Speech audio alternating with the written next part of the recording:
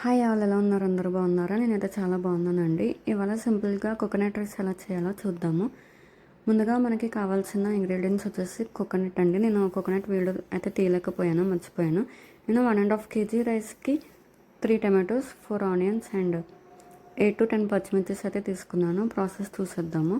ముందుగా మనం బాండీ పెట్టి అందులో 4 table spoons of ghee and 4 table spoons of oil అయితే వేసుకున్నాను. ఆయిల్ వేడెక్కిన తర్వాత బిర్యానీ స్పైసెస్ అనేవి యాడ్ చేసుకోవాలి. బిర్యానీ ఆకు, యాలకులు, లవంగాలు, దాల్చిన చెక్క. అది కొంచెం ఫ్రై అయిన తర్వాత మనము ముందుగా కట్ చేసుకున్న ఆనియన్స్ అండ్ పచ్చిమిర్చి కూడా యాడ్ చేసుకోవాలండి. కోకోనట్ రైస్తో పాటు మనం ఆలు కుర్మా కానీ, చికెన్ ఫ్రై కానీ, చికెన్ కర్రీ కానీ చేసుకోవచ్చు. నేను నెక్స్ట్ వీడియోలో ఆలు కుర్మా ఎలా చేసుకోవాలో చూపిస్తాను. ఇప్పుడు నేను పుదీనా అనేది యాడ్ చేస్తున్నాను. ఇప్పుడే ఎందుకు యాడ్ చేస్తున్నాను అంటే మనకి పుదీనా ఫ్లేవర్ తగలడానికి నేను ఇప్పుడే స్టార్టింగ్లోనే యాడ్ చేస్తున్నానండి. మనకు అప్పుడే పుదీనా ఫ్లేవర్ అనేది తెలుస్తుంది.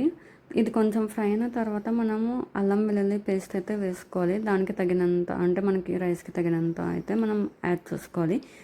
పచ్చివాసన పోయేంత వరకు మనము దాన్ని అయితే మగ్గనివ్వాలి. అది అయిన తర్వాత మనము లవంగం, దాల్చిన చెక్క పౌడర్ అయితే యాడ్ చేసుకోవాలి. యాడ్ చేసుకున్న కొద్దిసేపటికి మనం టమాటో కూడా యాడ్ చేసుకోవాలి. టమాటో అండ్ తగినంత ఉప్పు. నేను ఇక్కడ రాక్ సాల్ట్ అనేది యూస్ చేస్తున్నానండి. నేను ఇప్పుడు ప్రెసెంట్ కొంచెమే వేస్తున్నాను, తర్వాత మనం వేసుకోవచ్చు చూసుకొని, టేస్ట్ చూసుకొని.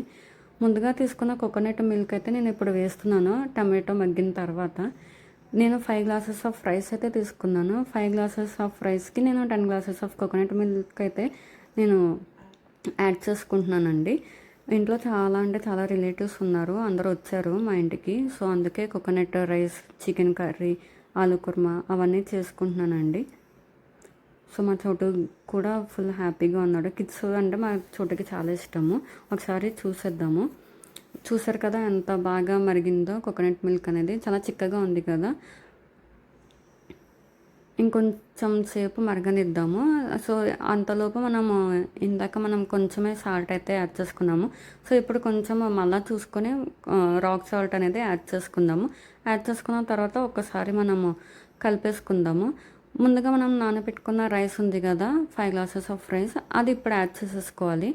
యాడ్ చేసేసుకున్న తర్వాత మనం ఒకసారి కలిపేసుకుంటే రైస్ మూత పెట్టేసుకోవాలి. మూత పెట్టేసుకున్న తర్వాత ఒక 5 minutesకి మళ్ళీ ఒకసారి మూత తీసి చూసుకుందాము, కలుపుకుందాం ఎలా ఉంది ఏంటి అని చెప్పి. చూసారు కదా మంచిగా ఒక 70% వరకు అయితే కుక్ అయిపోయింది. ఒకసారి మళ్ళీ ఇప్పుడు కొంచెం కొత్తిమీర వేసేసుకుందామండి. కొంచెం కొత్తిమీర వేసేసుకున్న తర్వాత మళ్ళీ ఒకసారి మూత పెట్టేసి ఒక 5-10 minutesలో మళ్ళీ మూత తీసి చూద్దాము. అప్పటికైతే దమ్ అయితే అయిపోద్ది. చూసారు కదా దమ్ అయితే అయిపోయింది. రైస్ ఆల్మోస్ట్ అయితే మొత్తం కంప్లీట్ అయిపోయింది. కొంచెం లాస్ట్లో మళ్ళీ కొత్తిమీర అనేది జల్లేసుకుందాము. Thank you for more. Bye.